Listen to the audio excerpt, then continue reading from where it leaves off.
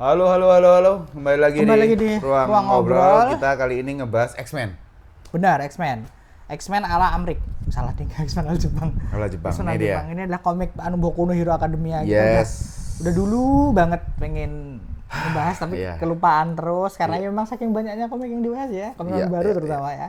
Ya, Tapi kita akan dan sekarang katanya dari sudah menjelang tamat. menjelang tamat, makanya kita akan bahas dulu. Di Indonesia udah sampai volume 24. 24, yes. 24, tapi ini yang ada di sini 23 sih, yang 24. 24-nya di Cosmo. 25 masih di kosku. Oke.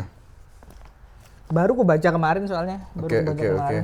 Aku udah sempet pernah nyoba baca ya teman-teman, sampai aku lupa volume berapa, 8, 10, aku lupa sih. Tapi habis itu memutuskan untuk kayaknya aku nggak cocok gitu. Karena sebetulnya bukan ironis, Riz.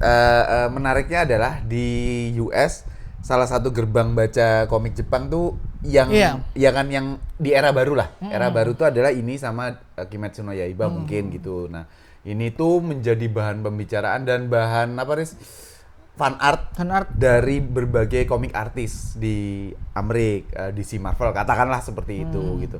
Terus ya udah aku nyoba baca. Nah, aku tuh tidak lagi baca komik Amrik karena aku seperti halnya Daris juga udah jenuh lah, judek lah sama keadaan cerita, karakter gitu sama komik artis. Terus ya udah aku refreshing, healingnya ke manga lagi, kembali lagi. Kimetsu ya. Ya, Kimetsu dan beberapa lainnya gitu. Nah, dulu ninggalin komik Jepang manga karena jenuh juga, terus kemudian dapat komik Amrik asik nih gitu. Nah, sekarang kan udah berkebalikan. Terus baca ini tuh kayak ini kan X-Men.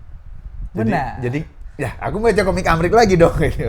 Ya, ya dalam tanda petik ya X-Men gitu. Nah, memang masalahnya memang Boku no Hero Academia itu Kohei Horikoshi itu sangat mencintai komik Amerika kan. Makanya tapi gimana pun storytellingnya Amerika dan Ya. Jepang itu kan berbeda. Betul. Itu mungkin akan kita Betul. bahas di konten Betul. terpisah ya soal Betul. perbedaan US sama Jepang. Jepang dalam hal pendekatan industrinya. Ya. Nah, masalahnya dia memberikan tribut luar biasa. Jadi tribut luar biasa kepada cara komik Amrik, Ya. konsep komik Amrik dan cover. Nah, cover Boku no Hero Academia ini adalah khas komik Amrik. Di belakangnya ada kayak gini. Di belakangnya ada kayak gini. Cover belakangnya Mas. Jadi ada gini. Oh, Kalau iya, cover iya. depannya, kalau covernya masih khas ala Jepang. Ya, Cuman ya, ya. cover chapternya itu beneran ala komik Amrik banget tuh cover chapternya. Dan dia tuh bikin cerita khusus atau chapter khusus. Maksudnya termasuk dalam chapter utama yang tentang villain itu loh, Riz. Itu kan bagus banget. Enggak, itu nganu. Jadi itu volume ini, Mas. Tak liatin. My Villain Academia kan. Wah, aku nggak tahu, tapi aku pernah lihat gambar-gambarnya di internet. Kayaknya Gabe juga pernah nge-share sih, gitu. Jadi Enggak, bukan dia apa namanya membuat chapter khusus soal villain, tapi memang apa namanya istilahnya, jadi ada arc khusus yang dia ngebahas villainnya. oh, Nah, soal kayak gitu kan cara bertutur seperti itu kan Jepang banget kan, bahwa semua karakter diberi porsi yang setara. dibikinin lah. Dibikinin porsi yang setara. Cuman memang yang bikin banyak orang nggak srek dengan Boku no Hero itu ketimpangan antara villain dan karakter utamanya itu cukup jauh gitu. Jadi bagaimana Deku itu harus beneran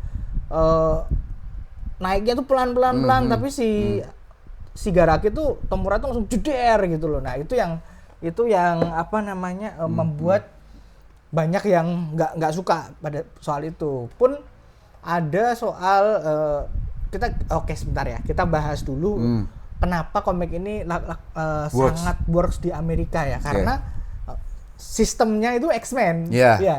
Ya, jadi publik di Amrik, katakanlah dimulai dari influencer komik di Amrik itu udah terbiasa dengan hal seperti itu. Terus kemudian mereka ngomong dan orang pembaca komik di Amerika Serikat katakanlah ini begitu membaca juga nggak asing dengan hal-hal yang Dengan terjadi.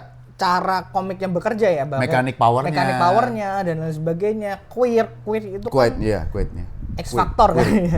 Ya, ya. Salah satunya ya. itu kalau mungkin di pihak DC ada metahuman. Diambilnya metahuman seperti itu.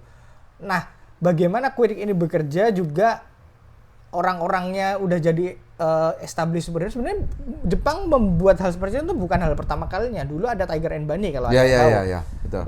Itu lebih lagi superhero bersponsor. Nah, kalau ini superhero bekerja kan. Mereka punya sidekick, punya Betul. Itu kan beneran ala barat banget ya? Ya, mungkin lebih ke arah ini, Riz. Justru mengkapitalisasi apa yang Amrik udah bikin kan. X-Men kan nggak bekerja kayak gini. Dan dinaikin levelnya. Betul. Struktur dunianya dibikin lebih, dan itu bisa works karena manga. Betul. Kenapa karena manga? Karena tidak ada intervensi dari pihak-pihak lain. Kamu tidak harus berurusan dengan event, kamu tidak harus tiba-tiba ganti penulis di tengah jalan. Betul. Dunia Boku no Hero Academia itu sangat baik sekali world buildingnya. Pembaca komik Amerika membaca itu sangat senang karena apa? Karena mereka mendapatkan feel yang sama dari komik Amerika, tapi konsistensinya jalan. Lebih utuh ya? Lebih utuh, konsistensinya jalan. Jadi mereka membaca ini tuh sangat-sangat senang gitu loh. Nah itu dia. Nah di komik Jepang sendiri ini merupakan hal yang biasa. Iya. Hal yang umum sekali dilakukan. Betul.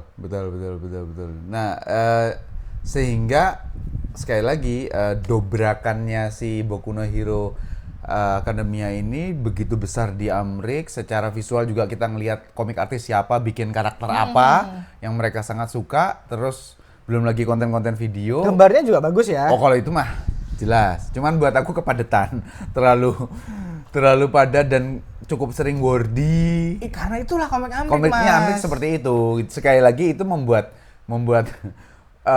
pembaca komik di Amrik itu mendapatkan apa yang selama ini mereka dapetin. Nah, sedangkan aku yang menjauhi komik Amrik. Experience besarnya kemudian ketika mereka membaca Kimetsu no Yaiba, yang mana itu bener jerut gitu aja. Itu beneran manga biasa gitu loh.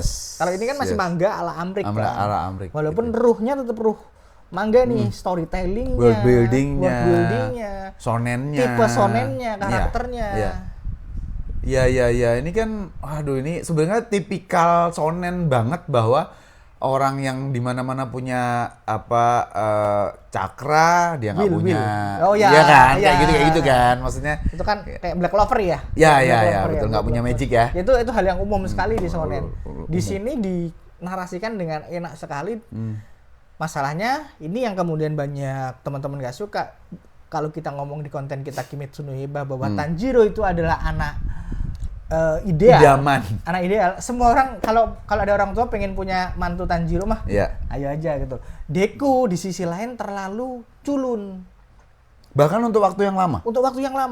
Aku paham maksudnya Horikoshi itu ngapain. Horikoshi Sensei itu kan pengen nge-build hero tuh nggak harus hard boiled, hot blooded. Oke, meledak-ledak gitu. Soalnya udah ada Kacan nih, udah ada Katsuki Bakugo yang kayak gitu. Yang emang kekuatannya meledak-ledak. Orangnya juga meledak-ledak. Jadi ini sebenarnya gitu, ada keseimbangan karakter yang pengen dibikin. Sebagaimana duo itu kan harus selalu ada ya. Sasuke Naruto, Vegeta Goku, Asta sama Yanto gitu.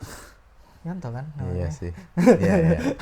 Iya. Katsuki sama Bakugo sama Deku juga digiring menjadi seperti itu kan. Tapi ternyata kelamaan. Aku nggak sampai ke sana sih. Aku belum sampai dapat bahwa impresi kenapa Deku kayak gini banget sih. Nanti gitu. Di volume 30-an nggak sampai nih mungkin 28-an itu nanti kita baru ngerasa bagaimana Deku itu kan jadi dark hero nanti kan. Nah, itu baru nah ini hero yang ku inginkan gitu. Itu pun nggak lama. Oke. Karena kan menjelang tamat kan itu udah.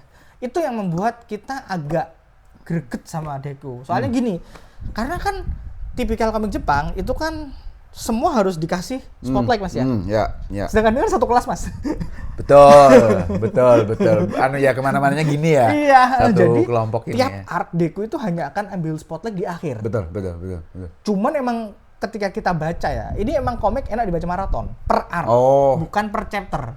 Karena kalau chapter kita kesel nih Deku ngapain aja. Betul. Momen-momen pas heroismenya Deku keluar, despite kelemahannya ya, dia kan masih belajar one for all tuh kan, all for one atau all for all tuh.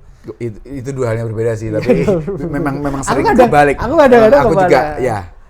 Itu yang bikin Deku tuh ngeselin gitu loh. Bukan ngeselin kayak kita greget, kok kita kok utama anjir itu. Di satu sisi kalau kita padanannya X-Men, emang tiap X-Men tuh bahkan punya ini ya, Riz. Judul sendiri. Ya maksudnya bisa dibegitukan gitu loh, nggak semua. Tapi pada saat kita tahu bahwa asik ya, kayaknya kita ngikutin Nightcrawler aja gitu tuh, itu tuh bisa aja. Jubilee gitu. aja gitu. Ya. Tapi ternyata di sini karena constraint-nya adalah satu komik utuh.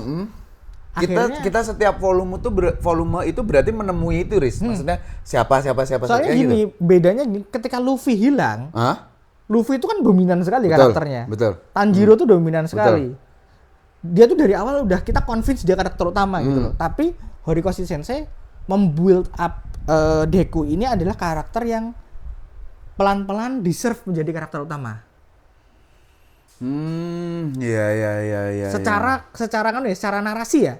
Soalnya kalau ngomongin setup karakternya itu dia udah karakter utama. Selfless. Dapat quick-nya juga quick paling, iya kan. Tapi caranya dia dinarasikan itu sangat pelan. Sampai pada titik kemudian dia jadi dark hero, dia korbanin segalanya.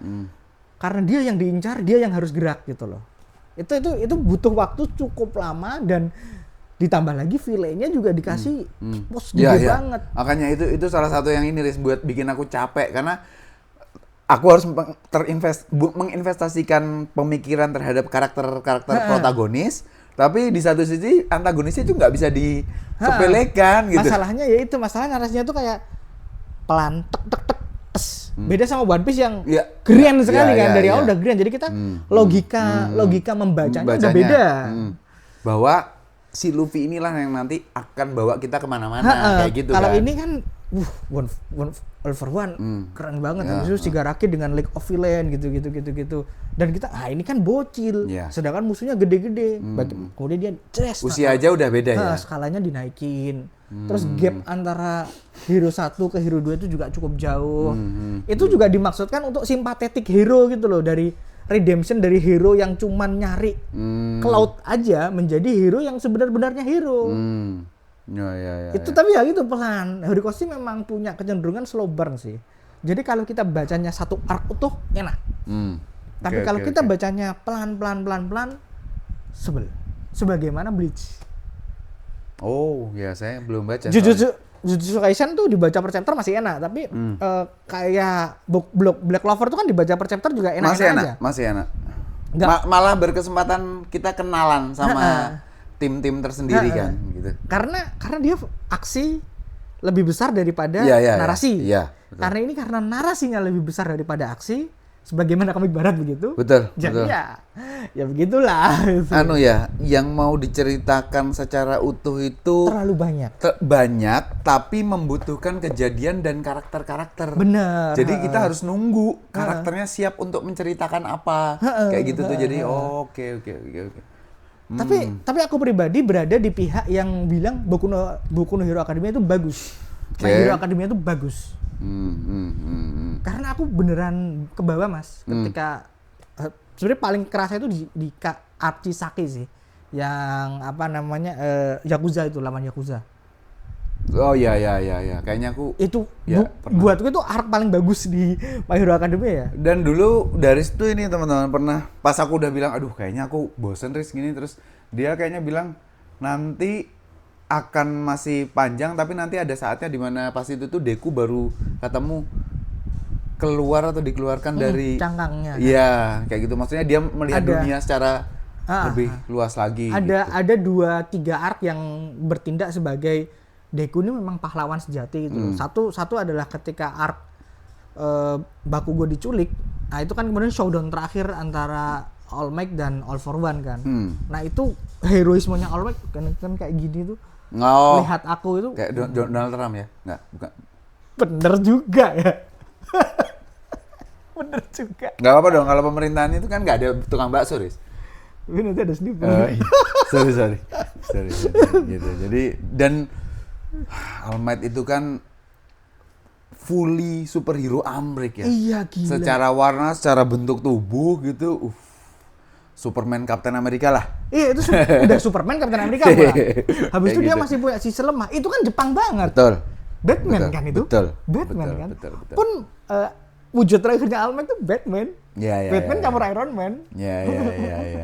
Itu aku yang pinternya Horikoshi. Jadi memang aku bersyukur Horikoshi Sensei dikasih kesempatan buat nge-explore semuanya sesuai maunya dia.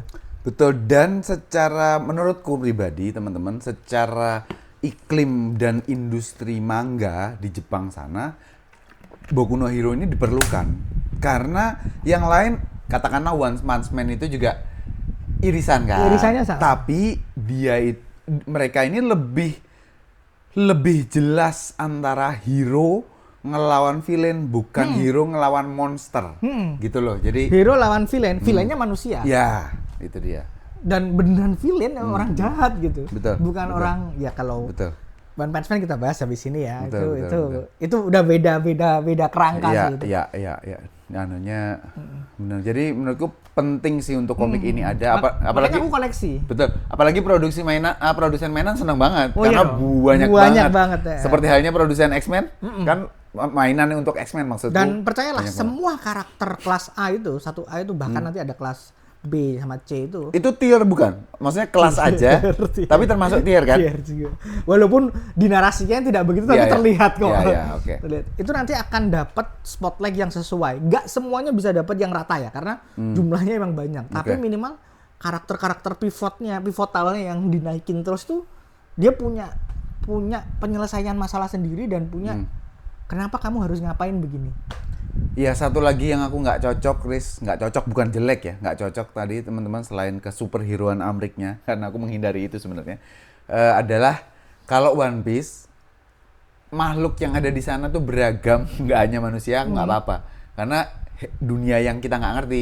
Tapi kalau ini... Fantasi ya? Bukan fantasi, kan X-Men. Iya, tapi kalau X-Men kan masih ada orangnya, Riz. Wujudnya tuh masih orang. Ada yang benar-benar mutant monster. Hal itu nanti di-tackle di sini. Iya, kamu udah pernah bilang ada penjelasannya memang. Nah, cuman aku belum sampai ke penjelasannya dan udah ngerasa boring, dragging, karena dunia yang mereka tinggal itu nggak ubahnya yang kita bisa relate di dunia nyata. Gedung-gedungnya, mobil-mobilnya, atau segala macam. Nah, itu yang aku tuh kayak...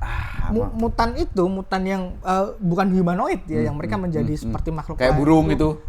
Itu tuh nanti akan jadi poin penting buat cerita bagaimana nanti kan ada soal diskriminasi dan Ya. jadi isunya tuh banyak isunya banget. Seperti itu ya, isunya betul. banyak banget. Jadi Betul. emang Horikoshi itu nyiapinnya pelan. Maaf, saya tidak kuat. Karena itulah mungkin animenya akan sangat membantu untuk memberikan narasi yang lebih cepat. Ya. Itu mungkin aku nonton animenya cuma sampai 3 season, tapi movie-nya aku tonton terus, seru movie-nya. Oke. Ya, coba deh Dan nanti. movie-nya nyambung Sama anime. Maksudnya sama komiknya juga. Ada karakter movie yang keluar di komik, itu kan oke. nggak cuma Uta yang keluar, cuma siluet doang di Oke. One Piece itu. Oke, itu aja kali ya. Itu aja kali ya Boku untuk no Boku no Hero Hero. Academia. Panjang juga, Dan hampir 20 menit. Yes, nanti tentang Kita sama sekali nggak ngomongin cerita ya, tapi ya memang Nggak, kan emang kita seperti nggak itu bedah ya. kan, kita nggak nge-review komiknya, kita nge-review fenomenanya, gitu sih. Oke teman-teman, sampai ketemu di obrolan manga lainnya. Bye, thank you.